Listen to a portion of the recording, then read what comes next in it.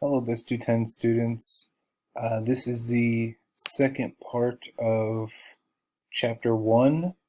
Um, we have about 20 slides to get through, covering host microbe interactions as well as um, a little bit about media and a little bit about staining techniques.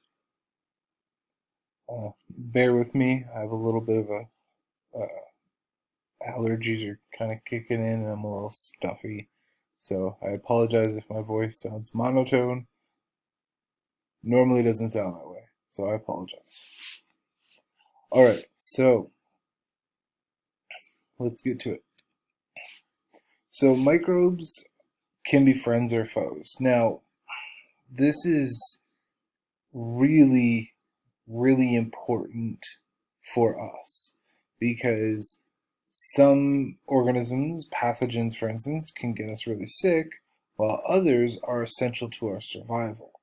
Um, Microbes are a huge component of the Earth's biomass. They may be really, really, really small, but there are so many of them that they make up a significant portion of the biomass.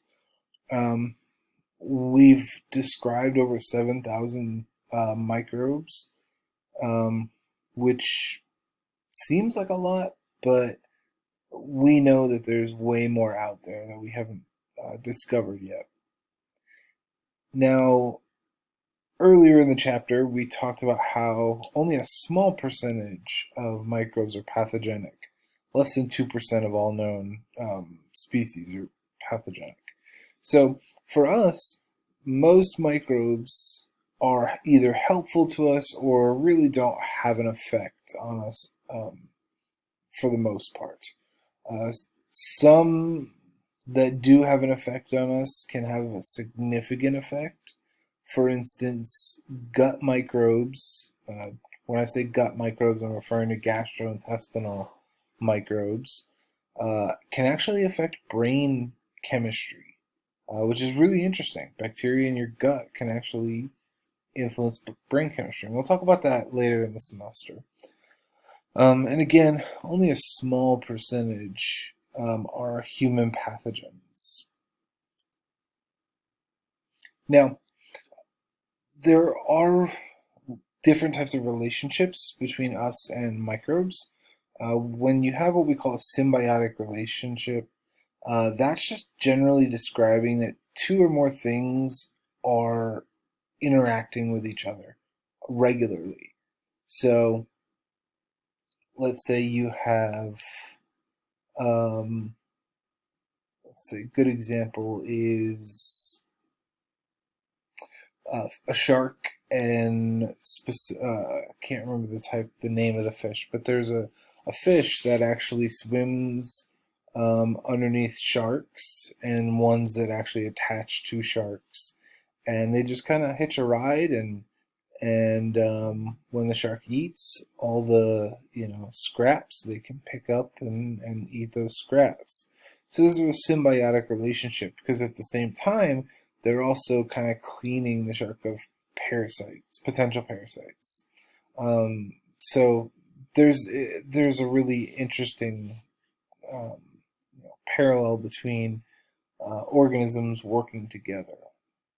Now, there are three major types of symbiotic relationships.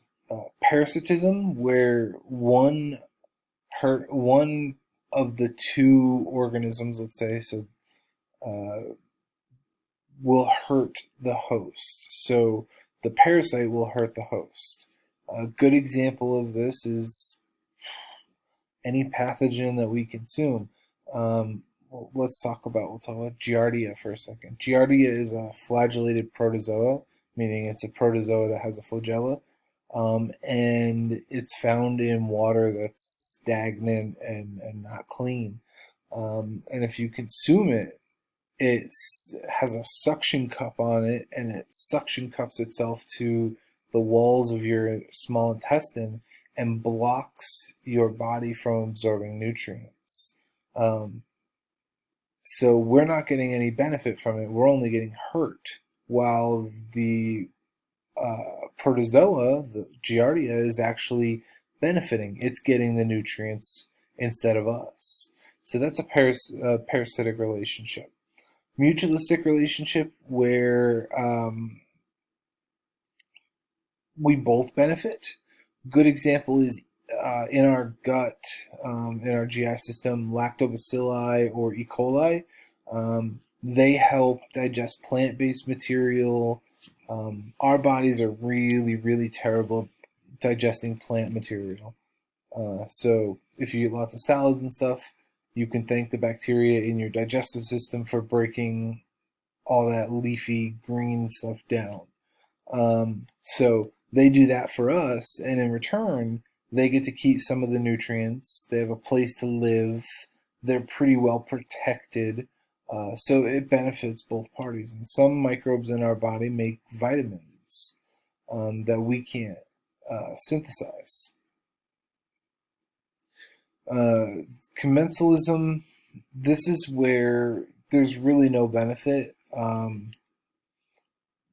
to either party. Excuse me. So let's say certain microbes in our on our skin, they just live on our skin. They benefit, and we're not really affected by them. They're just there. They don't hurt us. But they don't help us. They're just kind of there. So that's a commensalism type of commensalism relationship, where the microbe is on or in our body. It benefits to a certain degree, but we as the host don't benefit. But we don't get hurt either. It's just they're there and we don't really care. Is how you should look at that. So your normal microbiota, and when I say normal microbiota, I'm referring to all the microbes that live in and on your body. Now, this term normal flora is outdated. We try to avoid using normal flora, but you may see it in the book. You may see it maybe in the lab manual, but normal flora is a little bit outdated. We use normal microbiota now. And this includes bacteria, archaea, eukaryotic microbes like protozoa. So there's lots of different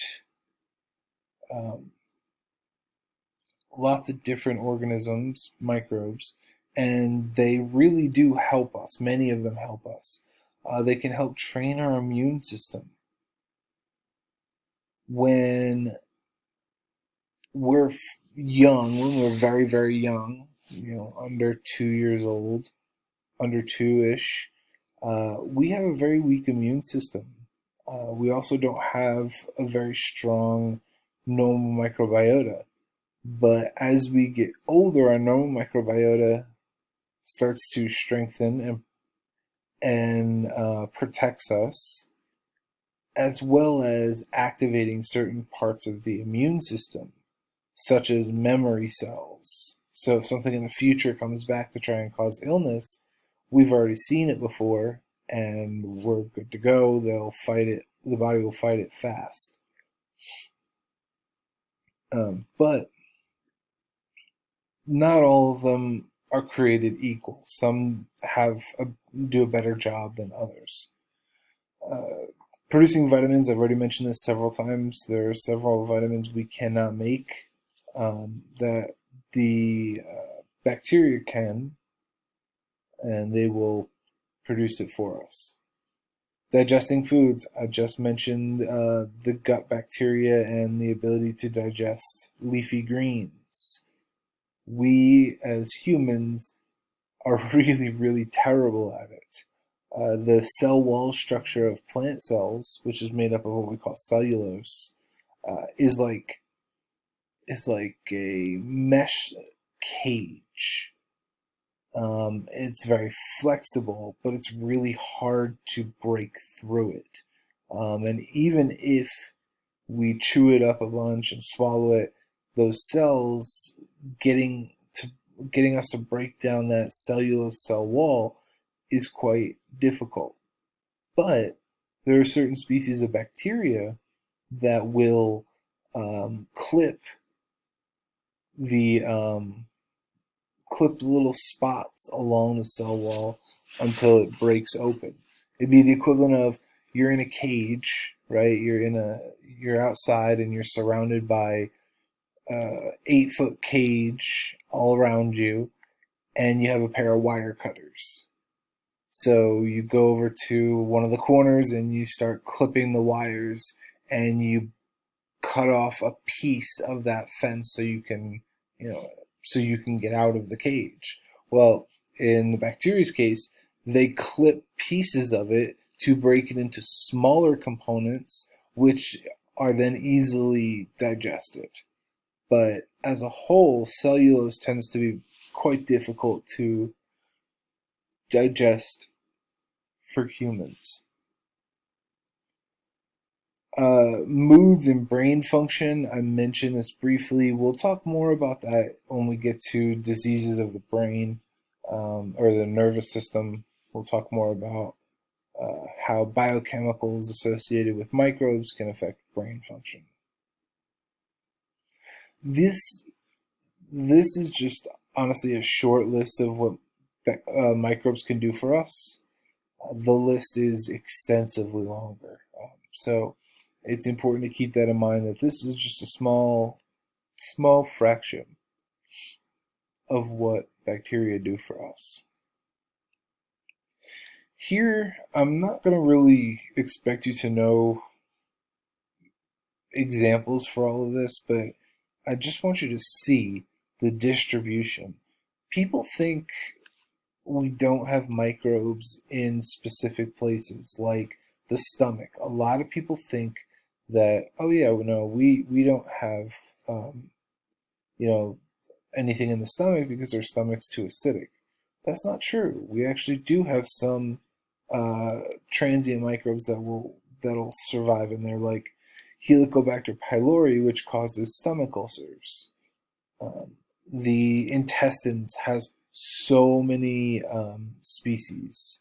We're talking in this case, over 40,000 in the intestines. So your gut microbes are really where you have the most.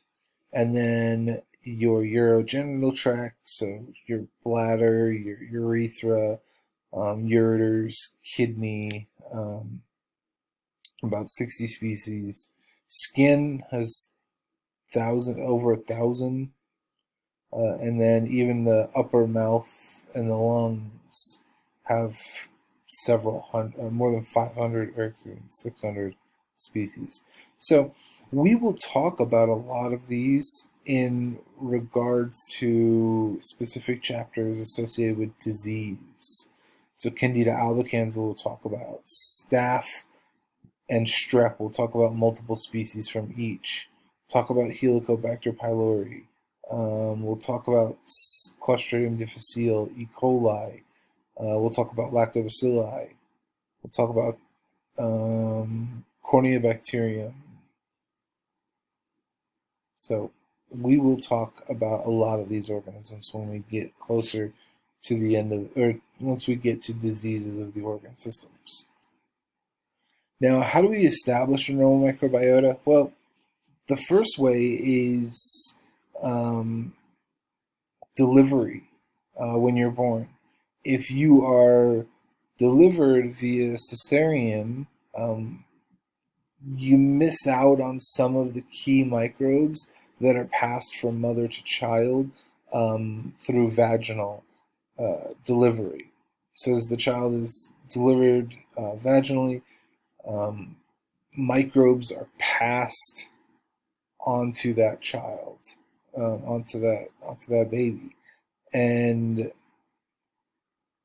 in addition to that, breastfeeding provides a lot of antibodies which help fight pathogens, will help transmit certain immune chemicals.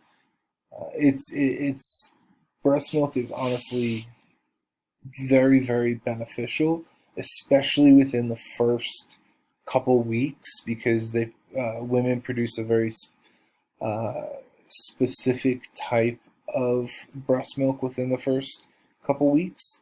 It has way more nutrition and um, way more chemicals associated with the immune system than normal breast milk does later on. But obviously, formula nowadays, they can add different components to it to try and fill in the gaps of where formula versus breast milk, where there's a big difference in terms of what's in each of them. So nowadays with formula, they also produce certain formula with that promotes microbial growth, the microbiota growth in the infant. Um, and then as you get older, your normal microbiota expands, it develops, and then evolves as you continue to grow. A really good example of this is women who reach menopause. Um, in women, they have two species of organisms that are predominantly found in the vagina. Uh, Lactobacillus, which is a bacterial species, that's the genus. The species could be a couple different ones. Um, and then there is a yeast called Candida albicans. Now, when you are a young, healthy, um, person, woman, uh, the lactobacillus keeps the Candida albicans in check, and everything is fine. They live, everything's harmonious and no big deal. Once women reach menopause, there's a biochemical shift. So, for instance, they start producing less estrogen, less progesterone. And when that happens, then there's a shift in which organism is more predominant in the vagina. So you can see over a period of time, the species, or the ones that are predominant at a given time, don't always necessarily stay the predominant species for your entire life. It can change. So disruptions. We are not immune from disruptions to our normal microbiota. Um, there are several ways for disruptions. Um, One of the biggest ones is antibiotic therapy. So when you take antibiotics, you go in, you have a strep throat. They say, okay, well, you have strep throat caused by Streptococcus pyogenes, which is a gram-positive coccus. We treat it with this antibiotic, and they give you the antibiotic. Now, antibiotics don't have a mind of their own. You take it, and it doesn't specifically go to only the Streptococcus pyogenes and say, I'm going to kill you, and I'm going to leave you guys alone, and point to a whole bunch of other ones. It doesn't do that. What it does is, depending upon what antibiotic they use, it looks for a specific structure or marker, and it attacks that. So for us, that presents a problem because it doesn't distinguish pathogen versus normal microbiota.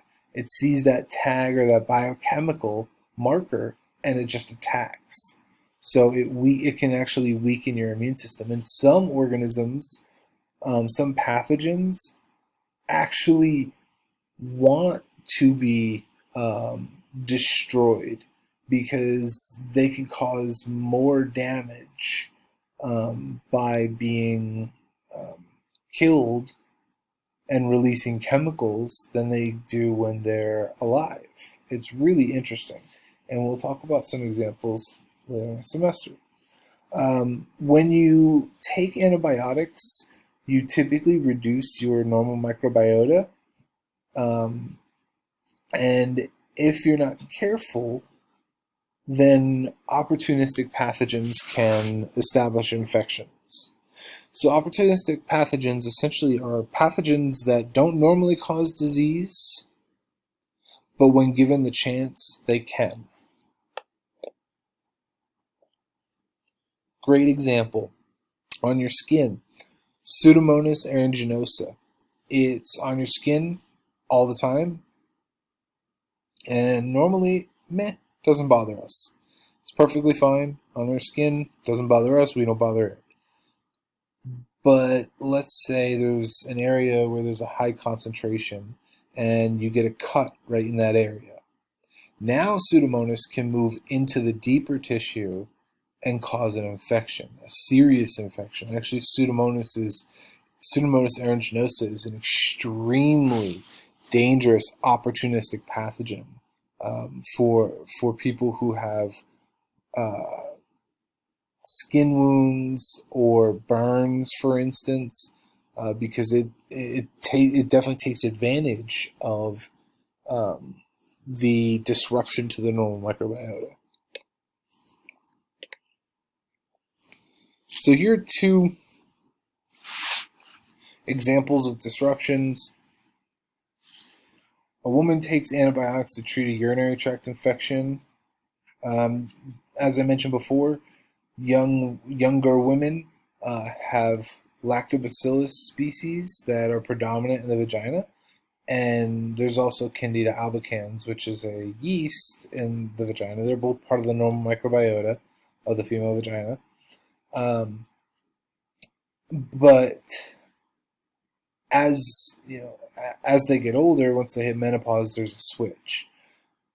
But the switch can also happen to a less permanent degree if somebody takes antibiotics to treat a UTI. So, for instance, a lot of women who end up with a UTI and take a urinary tract infection and take an antibiotic for it, many of them actually end up getting a yeast infection immediately following or during sometimes the time that they're taking the antibiotic to treat the urinary tract infection. So I know a lot of clinicians actually prescribe not only the antibiotic for the urinary tract infection, but also a medication to treat a yeast infection. So this way, if the woman actually takes the antibiotics, starts clearing the UTI, and then all of a sudden gets a yeast infection, they have the medication to clear that. And then what it's doing is it's shifting the balance of what microbe is predominant in that area. So lactobacilli is normally predominant, but when antibiotics are taken for UTI, then it switches to Candida albicans being predominant. And the problem with that then is you then end up with a yeast infection. So you can see that there's changes, but that's not necessarily a permanent change. Once you stop taking the antibiotics and once you treat the yeast infection, lactobacilli build their numbers back up, and then they control and make sure that Candida is in check. When you take antibiotics, some people get diarrhea because it affects gut microbes as well. Transient microbes are basically just really temporary microbes that don't stay on our bodies very long. So, for instance, handshakes. You're transferring pathogen, or not necessarily pathogen, excuse me. You're transferring microbes from your hand to the other person's hand that you're shaking, and as soon as they wash their hands, those microbes will be washed away. So they don't stay very long. And as long as you wash your hands, you really don't have much to worry about. As long as you follow the guidelines on how to wash your hands.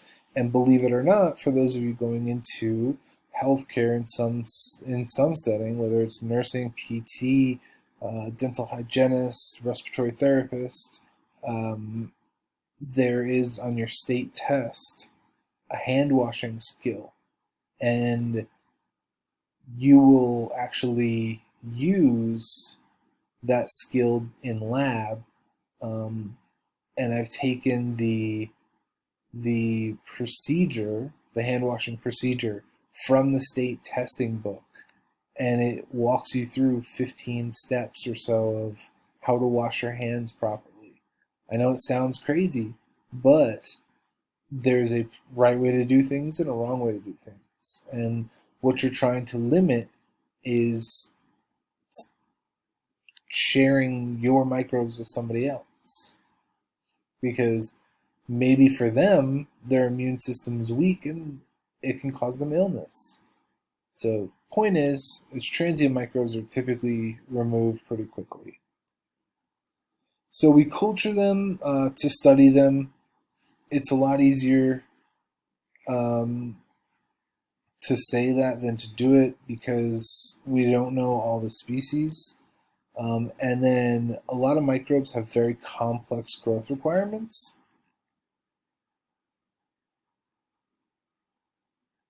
meaning they may not grow in a lab. They may have to have a live host like a human. So a growth media or culture is a mixture of nutrients that support growth in an artificial setting. You will get growth media with your lab kits this semester that you will plate microbes on and try and get growth. Um, Sometimes we use agar to solidify the media, which we do in our class. You'll see petri dishes that have media in them, and it's solidified. I mean, it's like it's not 100% solid. It's almost like a kind of a more stiff Jello, but nonetheless, agar actually solidifies it. Some people use agar is seaweed based, so you can use it in food. It's a solidifying agent in food. Now, I don't eat your plates, please. Just because we have agar in it doesn't mean you can eat your plate when you get them. There's other stuff in there that you don't want to eat, so please don't eat your plate. Don't lick it either. Yes, I'm warning you out of experience and seeing it happen. Just don't do it, please. Okay. Um, Here's some examples. So you have a broth right here, which you will get a broth sample with E. coli in it. A very small sample, probably like 3 to 5 milliliters. An agar slant, an agar deep, and then a petri dish or an agar plate. You'll get many of these different types as well. Um, there are many types of media. Um, Plates are the best if you want to try and isolate pure colonies. Now, a pure culture is a specific microbe isolated from a diverse sample, meaning you swab somebody's nose as a nurse and you plate it on some type of media. Do you think there's only one species of bacteria in the nose? Absolutely not. Absolutely not. So when you plate it, you may see a whole bunch of different bacteria. So it's important that we um, get pure cultures, cultures that are not mixed, because that can give us false readings. Aseptic technique, we talked about that with Lister, basically maintaining sterile media, sterile instruments, gloves, and protective clothing. You will have sterile media in your kit. You'll have sterile instruments in your kits. Um, Gloves you will have. You're supposed to purchase a lab coat. And you'll also need to purchase some chemical like either bleach or um, isopropanol alcohol or acetone. But we'll get into that when it comes to lab. This is a method to streak for isolation. So I want you to look at this very carefully. They inoculate, so they get a sample on a loop, an inoculating loop, and they put a very heavy sample into this quadrant. Then they take the loop and they sterilize it, they cool it down, and then they pull some into this second quadrant. This is quadrant 2. They sterilize the loop, cool it, and then they pull down and they bring into quadrant 3 even less. So the point is dilution. When you go from 1 to 2 to 3, you're taking less and less and less cells. So you get individual colonies that are separated like these. This is a good streak plate. Your TA will also demonstrate this via videos in lab. Now you can see here we have a colony right here that's pure. It's only yellow. That means this pure colony was developed from one single parent cell. If you have a pure colony, it was derived from a single parent cell. And they're all identical to each other, minus any random mutations. Now, if you look over here, you can see that there's part of the white colony and the yellow colony are kind of mixing together. That's not a pure culture. If you were to take this and try to isolate and figure out what organism it is, you wouldn't have a clue because you don't have the same organism. These are two different organisms, right? The number. Keep in mind, something this size is like billions of cells. So whatever species this is and whatever species this is, there are billions of cells in each of these colonies. But they're mixed, so it's hard to tell the difference. But pure colonies, all these dots over here, and this one big yellow dot, those are all pure, which makes it easy to differentiate them from anything that is not a pure colony like these. Stains, basically microbes are so small we have to stain them to look at them under a microscope. There's many different types of stains. Basically what you do is you put your sample on a slide, you heat the slide to make the sample stick, you start adding a bunch of stains to color the bacteria, and then you can look at it under a microscope. This is just saying that the dye is positively charged and the cell wall of the bacteria is negatively charged, which is why the dye sticks to the cell wall. Skip over that for a second. So several types: simple, structural, differential. Simple is just looking at one dye. So simple, structural, and differential. Simple looks at one dye, one color, and all it does is it tells you size, arrangement, and morphology. So size, shape, and the way it's arranged. It doesn't tell you any other difference between the species. So this one tells us here's some here's some cocci in pairs. Here's some cocci in clusters. There. Here are some individual rod-shaped bacteria. Here's a pair of rod-shaped bacteria. So the point is it shows you size, arrangement, morphology. Not a lot of information, but it's a start. Then you can move into something that is much, much more helpful, differential staining, which tells us whether an organism is gram-positive or gram-negative. Now, what does that actually mean? Gram-positive cells have a very thick cell wall that's made up of something called peptidoglycan. Peptidoglycan.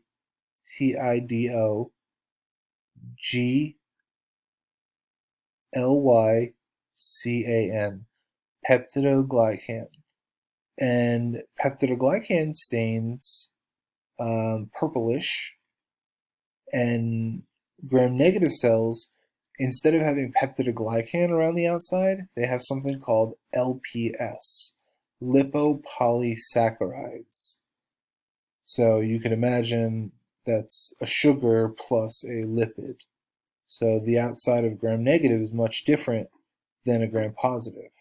The question becomes, why do we care? Well, the treatment is different for a gram-positive than it is a gram-negative. So there is a big difference. We talk more about this in a later chapter. So this was the last slide. I went over a little, that's on time, which happens.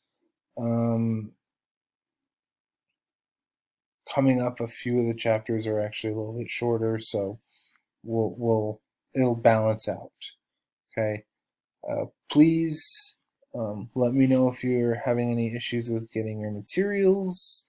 We do have lab the first week.